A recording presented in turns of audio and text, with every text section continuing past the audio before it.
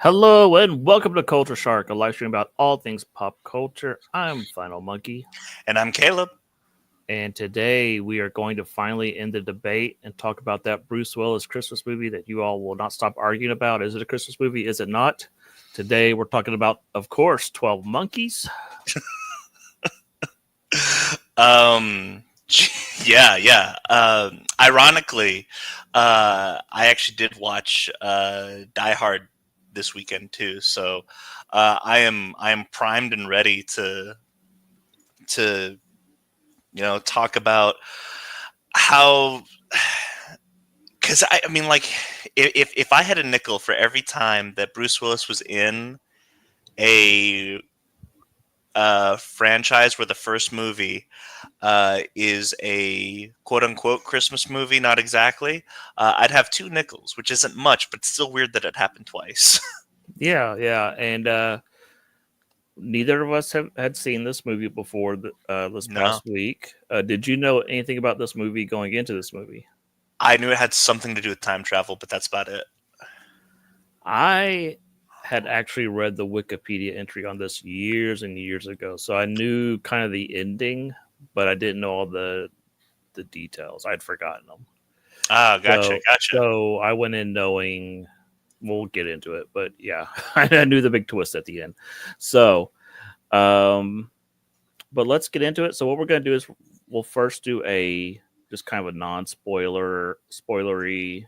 Here's kind of the plot and kind of did we like it or not, and then we'll do like a major spoiler so people can hop off if they want to, and then we can hmm go more in depth about why we liked it or didn't like it.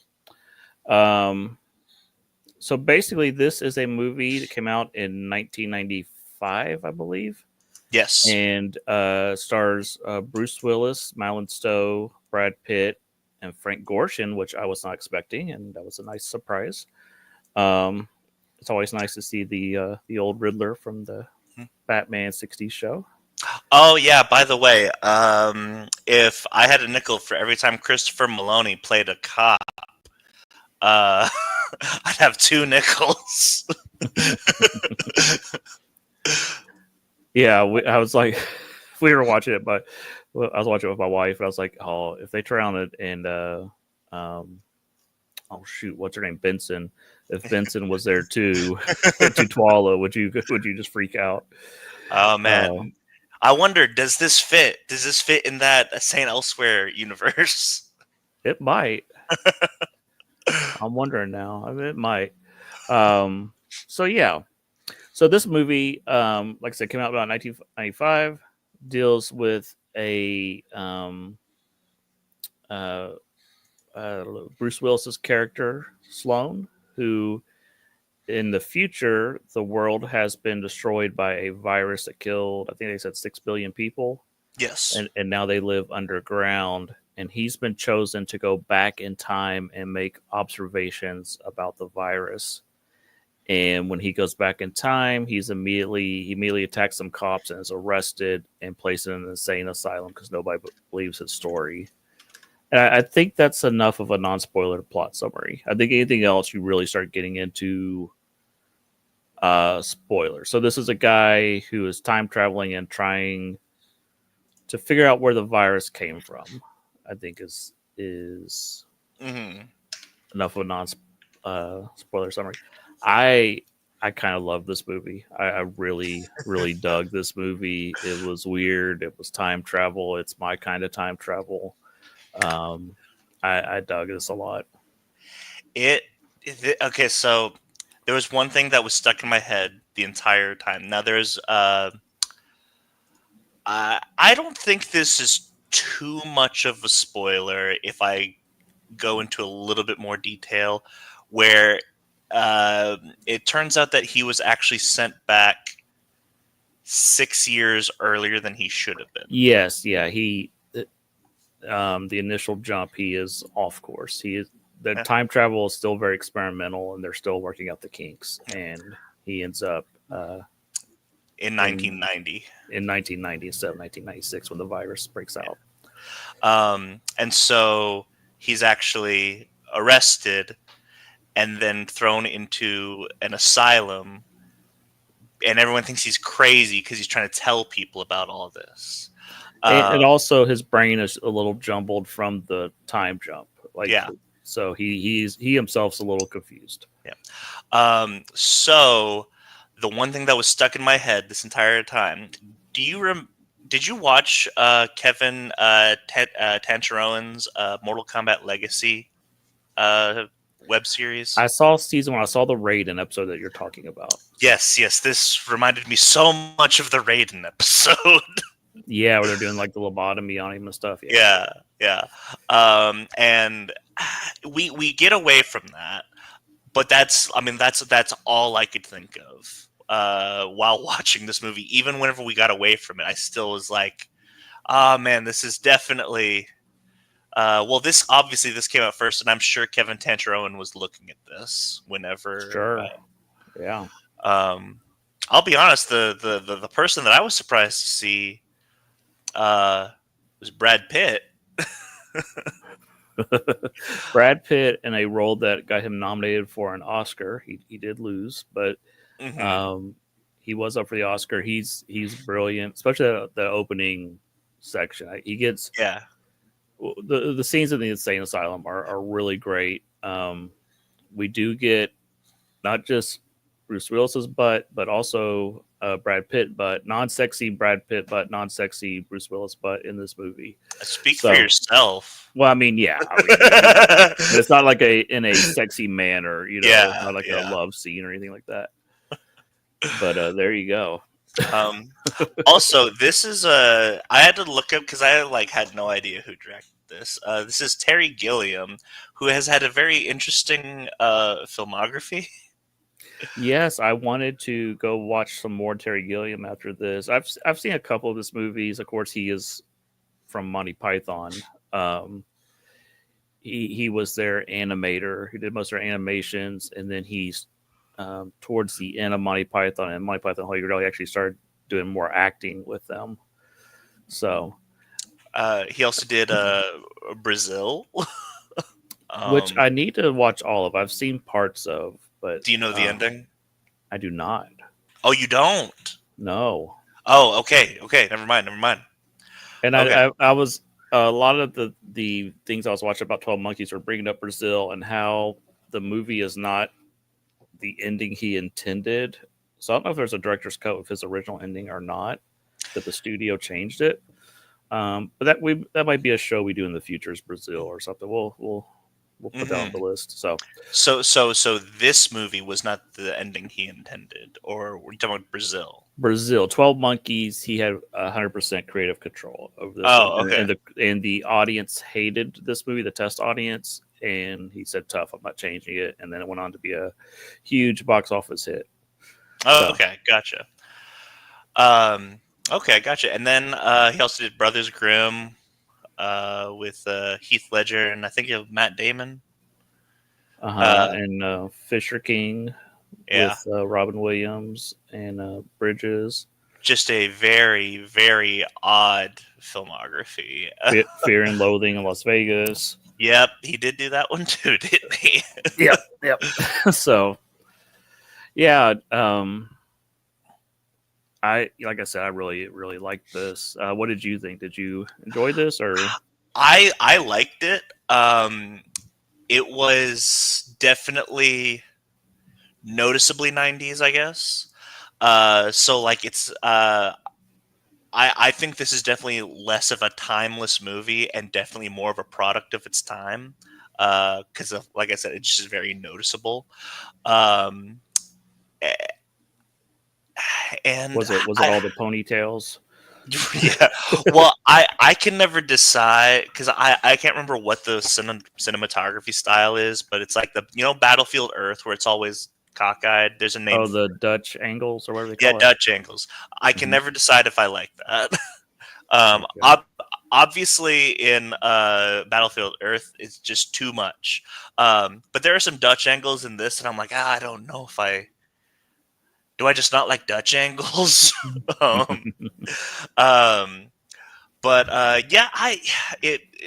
ironically, this actually is one of those. it's one of those movies where like I really enjoy like the first act. Uh, Okay, I could see that. yeah. Uh, I don't know. I guess it's because I kind of like like to me. I think the asylum stuff is like the best stuff in the movie.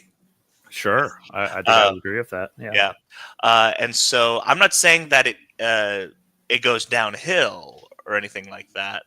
But I there's a tone shift after yes. the asylum stuff. Yeah, there is a tone shift. That's what it is. It feels like two movies. That's what it is. Yeah, it's kind of a part one and part two. Yeah, which we're gonna get into the TV series, but I want to imagine that like you could probably make that asylum stuff like a whole first season, probably.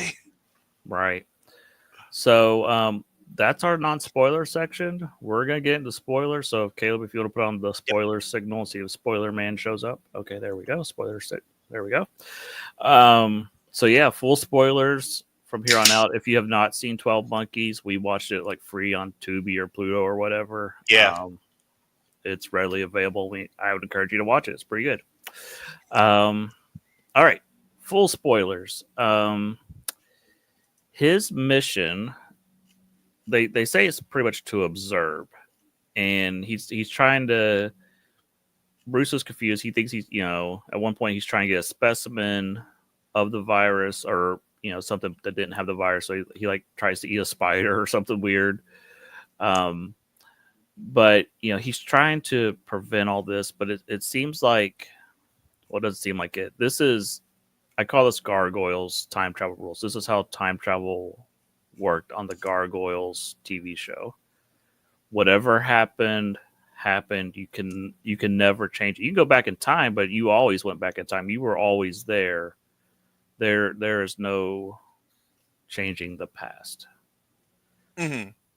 And as the movie goes on, Bruce, well, he starts to want to live in the past. He there's fresh air. He's finding someone that he's in love with. There's a lot of Stockholm syndrome going on. There's one thing that this also reminded me of, well, not the movie itself, but just that part of the story. Did you ever see Source Code? I have not. So do you know what movie I'm talking about with Gyllenhaal? I've heard of it, but I don't remember which one it is. Okay, so essentially Source Code is like it's almost kind of like The Matrix, but essentially they're trying to figure out what happened as far as like a train bombing, and so they send Jake Gyllenhaal not back in time, but into a computer that is constantly replaying that. It's constantly replaying that event. So that way, he go in. So he's trying to investigate it. So like he's not trying to prevent it. It has already happened. However, he meets someone and he falls in love with her. Keep in mind, in the real world, she's already dead. But he decides that he's going to try to stop it anyways. Very similar. Yeah. Gotcha. So when he goes back to the insane asylum, he meets a doctor, Dr. Kathleen. I think that's her name. Look it up, check. Yeah, Catherine Rayleigh, sorry. Played by Madeline Stowe. And the movie kind of, you start wondering, is he insane? Is the future stuff we would see, is that just his, is he an unreliable narrator? Yeah. Is he, imagining all the future stuff? And one of the things you find out is there's a boy on the news that they think has fallen down a well, and Bruce Willis knows, oh no, he's hiding in the barn. I remember this I saw this when I was a kid. He's hiding in the barn. Don't worry about it. And then, as the movie goes on, you keep hearing the headlines, and it turns out that Bruce Willis is right, and that's kind of the point where she starts to question everything, starts to believe it. The other thing that happens is in one of the time travels, he gets thrown to 1916 during World War I and Mm-hmm. gets shot. And she digs the bullet out, and then you find out Christopher Maloney tells us, "Oh, that's that was a French, from a French rifle, and he got shot with an antique gun." And that's when she really starts making a connection, starts believing him. Which, by the way, so Madeline Stowe, Uh, uh, she's got one of those faces where I'm like, I'm pretty sure I've seen you in something before, but I looked up her filmography and I'm like, I can't place her at all. uh, I'm looking now. I've seen General's Daughter. That's probably where I've seen her from. I Um, know I've seen Last of the Mohicans, but could not, I can't think of a single frame from that movie. Um, but yeah, she was anything else? she was in live action Amazing Spider-Man from the '70s. Oh, that's fun. Yeah. So I know I saw that when I was like 5. So um, I'm sure I've seen movies with her. And anyhow, um, so yeah, uh, I really liked her character. I found her pretty believable. Like when he snaps and kills people, she's like really freaking out. Like, what are you doing? Um, what did you think about Bruce Willis's strength level? Like, he seemed to be like freakishly strong at times. Um, honestly, I had just got I had just got done watching Die Hard, Okay. and so like I really didn't notice it honestly. Um, well, and I thought it was from the virus. Since he survived the virus, he was stronger than normal, or his body, mm, something, it had done something to his body, or maybe the experiments they did to time make him time travel, maybe they made him mhm, stronger, yeah. because he's like, Uh, at the beginning he fights like 6 cops at once and puts 2 in the hospital or whatever. So Yeah, that makes that is so weird because that's just one of the things that like I guess I my brain just kind of accepted. Like I didn't even question it. and you're just like, oh, Uh, it's Bruce Willis. Of course, he put 2 people in the hospital. yeah, yeah. I don't know. It's it's kind of like it's kind of like if you're the reason I say I bring up this is because there's a movie that I'm actually excited to watch that kind of expounds upon this. But like you're watching Home Alone Hmm. and like you don't question the fact that these guys aren't dead from any of this stuff. Right. Um, so have you seen the trailer for Better Watch Out? Better watch out. I don't know if I have or not. Is that a Okay, new trailer? yeah, it's a new trailer. It's I think it's a movie that came out on Peacock like last week or something like that.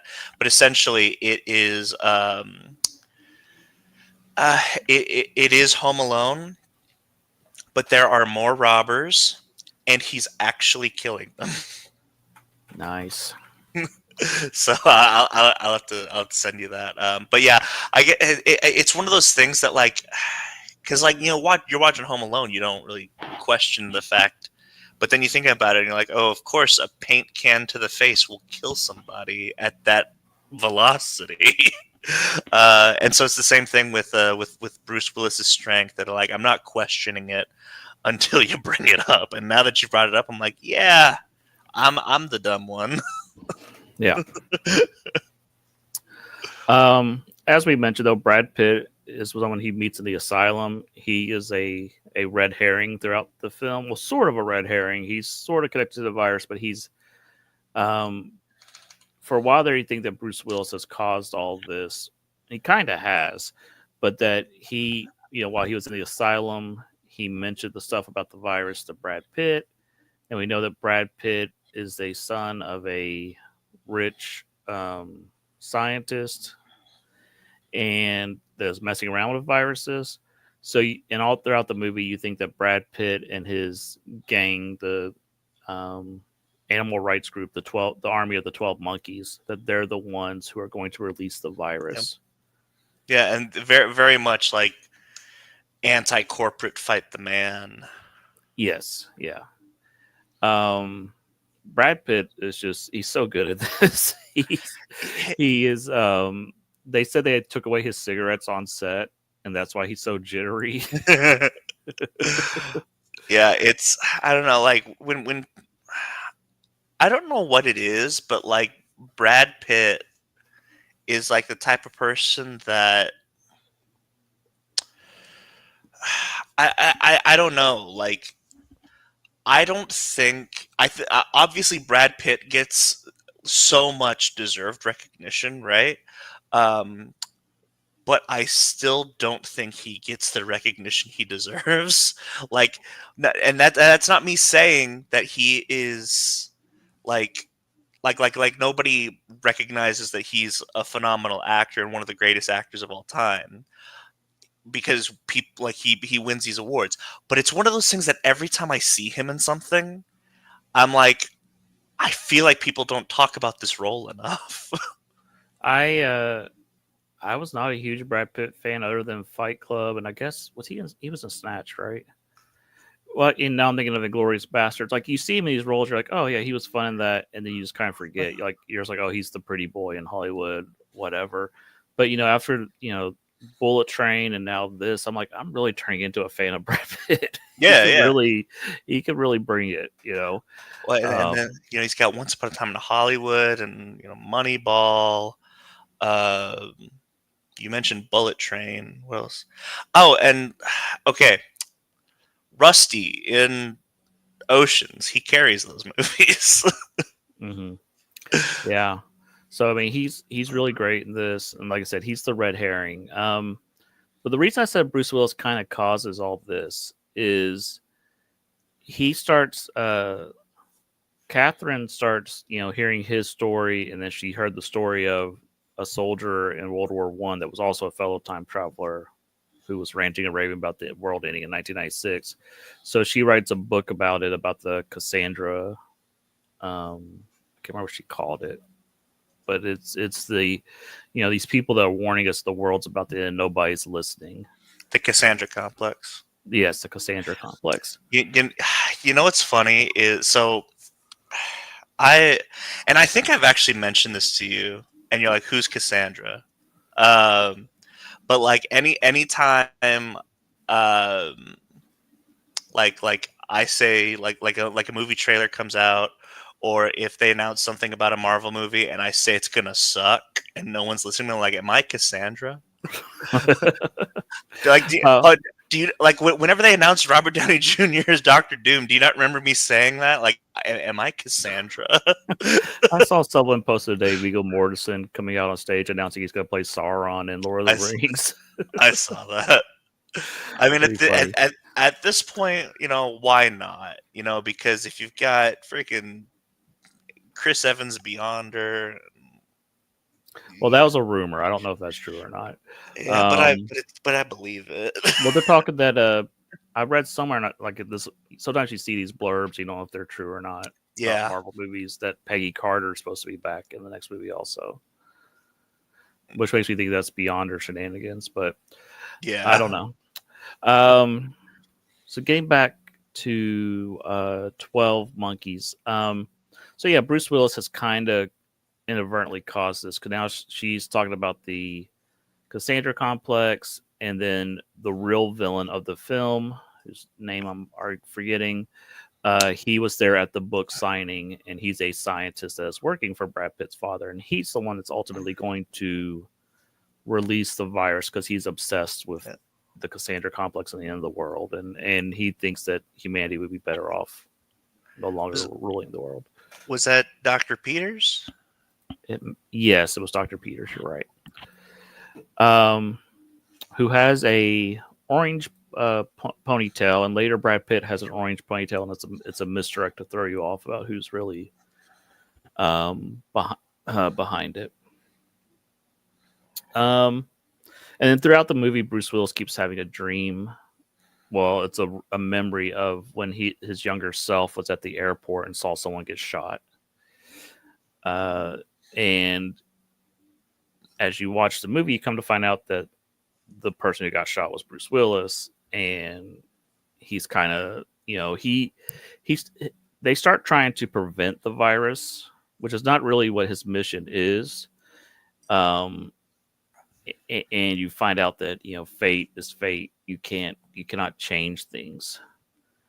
Um, and they keep trying to send messages to the corporation or the scientists in the future, and they're getting the messages.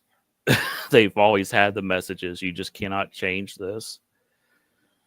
Did you so when he gets to the airport and he ultimately dies, the bad guy with the virus just gets on the plane and he sits down next to one of the scientists that we see in the future. Did you understand what was going on there?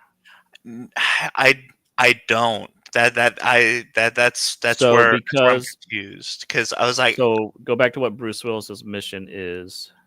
He's supposed to get a source of the virus. Now he's told the future, here's where the source of the virus is. So now she's on the plane to get the sample to save the future. okay, So gotcha. she's another time traveler. She's now coming back to get the sample now that Bruce Willis has successfully told him this is who has the virus, blah blah blah. Now she can go back and get it. Okay. So in the end, you think it's a bad ending, but in the end, he did succeed in telling them exactly where the source of the virus was, and now they're getting it to save people in the future to make antibodies. So, Okay. Have you ever seen Looper? no, but I wanted to after this because I'm like, oh, this is another Bruce Willis time travel wacky movie. So, Yeah, that's the thing. The more that we talk about this, I'm like, this is really similar to Looper. I was talking to my wife about Bruce Willis. I said he's very similar to Nicholas Cage's career, where they both did great movies, and then they did movies because they had to later in their career, and those movies kind of suck. But when they're really into the roles, they're really great. And and the thing is and Nicolas Cage is back doing stuff because he wants to do it. yeah, He's gonna come around. But sadly, Bruce Willis has gotten sick, and Yeah. he's so that's a real bummer. I don't want to make this depressing, so I'll move on from Yeah. his current condition, but Yeah. it's not great. So I do have a question, Uh-huh. because you're interested in Looper, and I think that Looper is one of this director's best films. Do you know who directed Looper? I'm sure I did at one point. I've already forgotten. It's Rian Johnson. So who made Last Jedi, right? Yeah. Last and Last Jedi and Knives Out. Knives Out. That doesn't surprise me. I think that I think that Rian Johnson is a talented writer director. I just think that Last Jedi they gave him instructions on what to do, and those were not good instructions. And he followed those instructions, and I don't. I mean, yes, Rian Johnson was the one who pulled the trigger, but I don't think he was the one who told him to take the shot. Last Jedi, if that makes sense. So, and he seems like he was a genuinely nice guy. He spent like 3 hours shaking everybody's hands at that Star Wars convention and meeting everybody before Last Jedi came out and stuff. So I mean, he seemed like he really likes the fans and stuff, and it's just one of those things. It's just like what's his name, Mangold, who's getting all the hate for the last Indiana Jones movie, and it's kind of like, he's a talented director and writer and stuff. He just again was I don't think he's the problem. Right. So I think this is I think this story, getting back to 12 Monkeys, is interesting. Fate, destiny. There's just I think we're all on a path in life, and we can't see where it's going, but we all have a fate, a destiny, a purpose, and I think this movie deals with those themes a lot. It also deals with the themes of mental illness quite a bit. Throughout the film, Bruce Willis is hearing a voice talking to him. It never really explains who that voice is. Is it in his head? Is it the scientist from the future? Is it the bum on the street? I don't have an answer for you. See, now that we're talking about this even more, I'm like, this is so similar to Unbreakable. which I've never seen. I know. Oh my god. I know. Bring it What? up. That's the number one I know. I know. I've known the plot twist for 20 years or whatever. So I'm like, I'm not gonna bother. I mean, So, I think so. So Unbreakable. Well, and we'll get back on topic, but Unbreakable is different from The Sixth Sense. The Sixth Sense is all about the twist, and after you know the twist, I don't think The Sixth Sense is actually a good movie. right.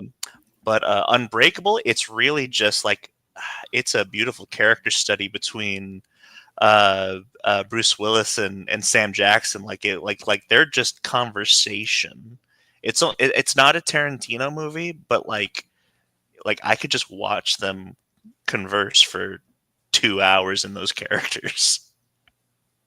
Yeah, and this movie, like we said, it's a Terry Gilliam movie. There's all kinds of weird stuff sprinkled throughout this movie.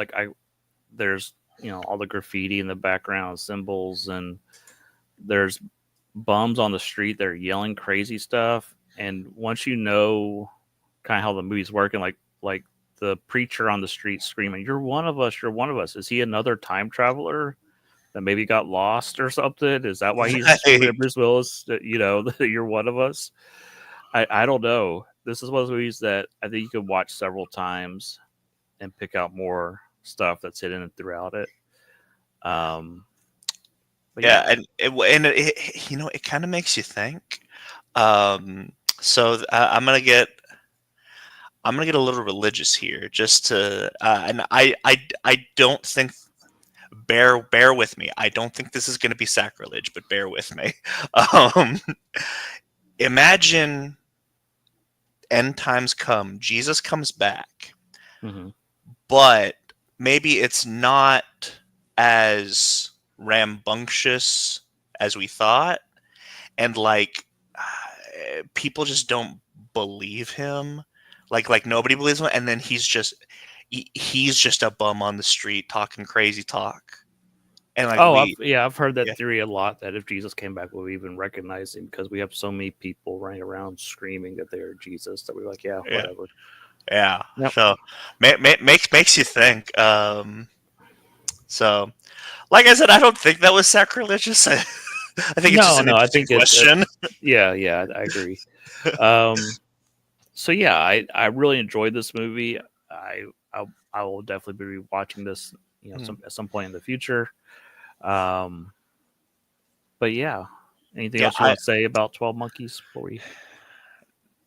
No, I definitely, I genuinely like this myself. Um, I will say that this is probably less one that I'll go back and watch, and I might. And here's the thing: I think this is also a compliment to a movie. I think sometimes people say this, and they take it as a negative. This would be one that like I go on YouTube and just like constantly watch like my favorite scenes. Yeah. Which in a way is kind of a diss on the film, but also like that's just how good that first act is, um it's kind of like whenever I say, yeah, I like the Barbie movie, but I'll probably just be watching the best of Ken on YouTube instead of rewatching the movie. No, I get it. Um, but yeah, so what was next? Did you want to talk about the? Let's talk about the French film. What you may not know is this movie is a remake. That I definitely didn't know. So this is a French movie. I'm gonna pull up a picture of it. I guess it's La Jetée, is how you would say that.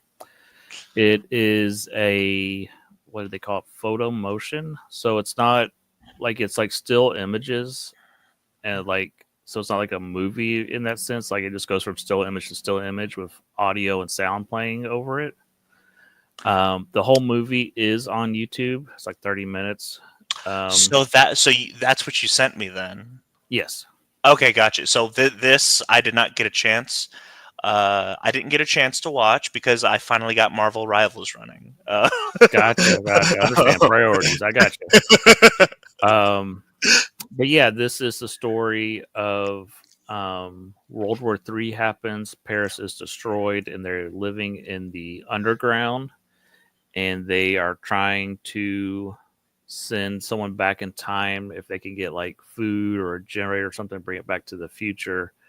And the time traveler falls in love with a girl, and he keeps seeing um, appear of this vision of someone getting shot at the airport, and he most of the movie is about him falling in love with a girl and appearing and disappearing to her over and over throughout the years, and she calls him his ghost or her ghost, and finally I can't remember what he figures out for the people in the future, but they're like, okay, we're done with you now. We're gonna kill you, and then he uses the machine again and goes to the far future, like thousands of years in the future, and sees Paris like rebuilt, and the people in the future are grateful to him. They said we can send you anywhere in time, and so he wants to go back and live with her, and so he does, and then he ends up at the airport, and the scientists from his future shoot him there because they're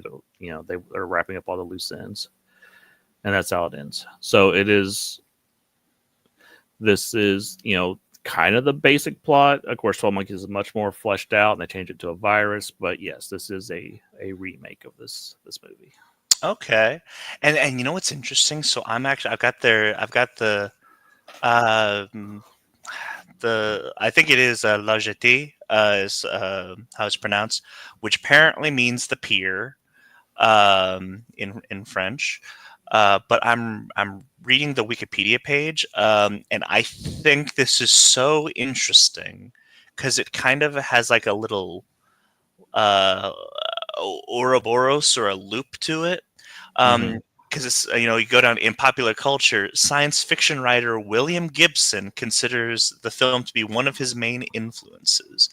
Now, if you don't know, William Gibson uh, basically created cyberpunk, and so he people have always called his novel Neuromancer like the first true cyberpunk novel, and so 12 Monkeys I think I could consider a cyberpunk movie in a way.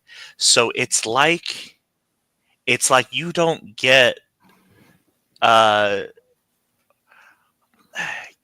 without William Gibson being inspired by this original, you don't get 12 Monkeys the way we got it, if that makes sense. Mm-hmm. So it's like uh, the this movie inspired this author, which inspired this movie. Yeah, like I mean, you could even go back like to H.G. Wells. If H.G. Wells hadn't wrote this book and this, Yeah, all these authors inspire each other, and that's cool. yeah. But yeah, this is on YouTube. It is in French, subtitles in French. If you play with the settings in YouTube, it took me a while to figure it out, but you can auto translate it to English, the subtitles. And then I actually, since it was just still images changing, I played it at 1.5 speed and I was fine. So it took me 15 minutes to watch it. Okay. But yeah, I would definitely check this out, especially if you like classic cinema or experimental cinema, or if you're a big fan of 12 Monkeys, check this out. It was pretty cool. You know what I'm curious about? Because so it's in Criterion.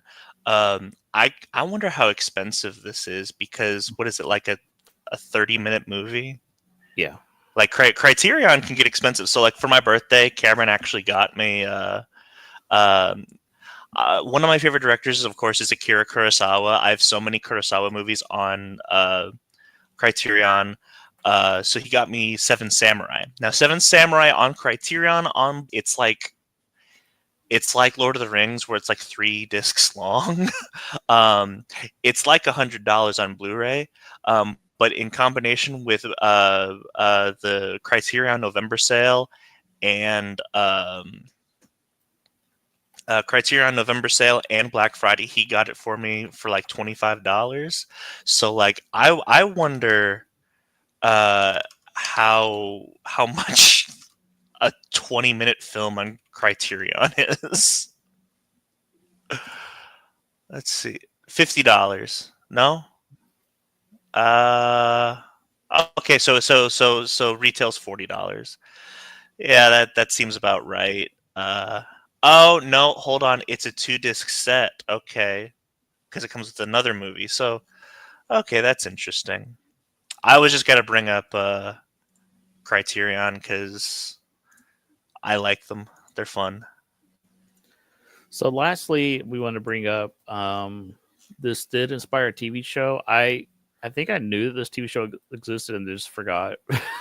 Yeah, like the fact that there is a TV series, like that, it sounds familiar to me. So like, yeah, it's on Sci-Fi Channel. Ran for 4 seasons, so I assume it's a complete story. I don't think it's really streaming anywhere unless you like pay money for it. But it's definitely one I want to look into in the future. I'm very did you curious about see? it. Did you see who plays Cole? I did not. Let me look. Aaron Stanford. Oh, Pyro. Yeah. Okay. Gotcha. And then oh, that's hilarious. Do you see the name of Rayleigh's character in the TV show? I do not. Cassandra. Nice. Her name is Cassandra Rayleigh. Gotcha. That's So great. it's more on the nose. Yeah, there we go. I'm fine with that. Yeah, so just want to point out this TV series is out there. Apparently did win some, those sci-fi awards and stuff. So cool. I'm definitely going to be on the lookout for that. If like buy the DVD set for cheap, or find some way to watch it, I definitely will. So as we end our show, my big question is this a Christmas movie? Caleb, I'll let you have your thoughts, and then I'll give my answer. But So I'll give the definitive answer once you're. oh, you have the definitive answer. Okay. I have the definitive answer. So here's my thing. I don't think the fact that I don't remember Christmas ever really coming up. Like, Comes up at 2 spots. At the beginning, when he is in the future and he is like a topside and he sees all the animals like the bear and the lion, and he goes in the department store that's all decayed and stuff. It starts playing Christmas music when he walks into the store. okay. And then secondly, 1996, that's all like in December, and when she sends the message to the future, she says, "This is who it is. Merry Christmas," or she says something in the end of Merry Christmas when she's of her message to the future. Okay, gotcha. So Yeah. if I were to compare this to let's say Die Hard, because people are always like Die Hard's not a Christmas movie, Die Hard's not a Christmas movie. So the reason that Die Hard is a Christmas movie is because it has to take place on Christmas Eve. Like, the movie doesn't work if it doesn't take place on Christmas Eve. And so that's one of the reasons why I've always said that it is a Christmas movie, because like Polar Express is a Christmas movie. It has to take place on Christmas, because why would Santa kidnap a bunch of kids in the middle of July? Indeed. Yeah. So for this, does this movie have to take place during Christmas? Not exactly. But go ahead. What is your? I would say this is absolutely a Christmas film.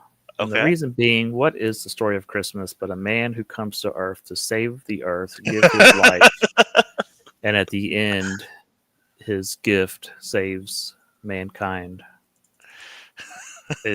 Is that not the plot of the movie? Oh man, Am I wrong? you sounded like Daniel. I have noticed I've been hanging out with Daniel too much. Absolutely. Oh man, has Daniel seen this movie? I don't know. I'll have to ask him. That'd be an interesting conversation. Yeah. Um. Okay. No, I can see it. I can see. I yeah. You know the Matrix Revelations. Or the Matrix Revolutions is definitely also a Christmas movie, and Man of Steel is a Christmas movie. No, I see what you're getting at. I wonder how intentional that was because, Probably like, not. Probably not. I don't think it was intentional. It's just that is just a trope throughout movies that a Christ-like figure who dies for humanity. mhm. Yeah, Yeah. it's a trope more than it was intentional. I would assume. Well, the only reason that I ask how intentional it is specifically because it is this specific director. Um, and I guess that's more because I've seen Brazil. Mhm. uh, and I can't say anything more because you haven't seen Brazil. Um, but it's definitely one of those like this is a very I would say this is a very skilled and this is a very skilled director. He's also a very skilled writer, and so whenever something like that happens, I can't help but ask, is this intentional? Yeah, he did not write 12 Monkeys though. There was Oh, a he didn't write couple. it. No, there was a couple that wrote it, but yeah, I could. I'm sure he has input into the film and Mhm. themes and stuff. So, very good. So next week, I believe we're not having a show because Yeah, we're getting into Christmas chaos. yeah. I So, th- I think I think what'll happen is so Cameron and I, if you haven't seen on the channel, my brother and I have been going through our sort of Metroid crusade. We've actually gotten that started. We're going to try to get through all of the Metroid games in order of release before Prime 4 comes out. We just released the first proper video. Like we had an intro video, and then we had a um, um, and then we released the first Metroid game. We both just finished Metroid 2 on the Game Boy, so I think what'll happen is Cameron and I will record that, and then we can release that as a video next week, just to keep a schedule going. okay, and I probably will not get to it this week. I've been wanting to do a short review of Penguin, the TV series. I doubt I'll have time this week because I've got a really slam jam week coming up.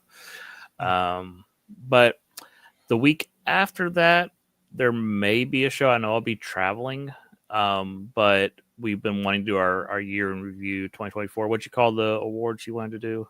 The Sharkies. The Sharkies. Yeah. Yeah. One more thing about 12 Monkeys before we get out of here.